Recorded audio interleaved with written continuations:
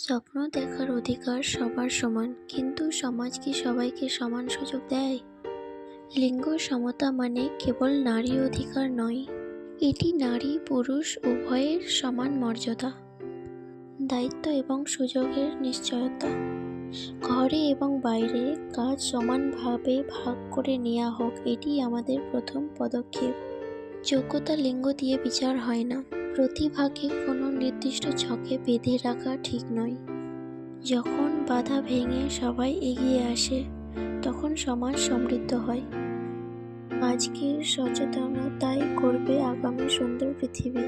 মনে রাখবেন, সমতা যেখানে, প্রগতি সেখানে।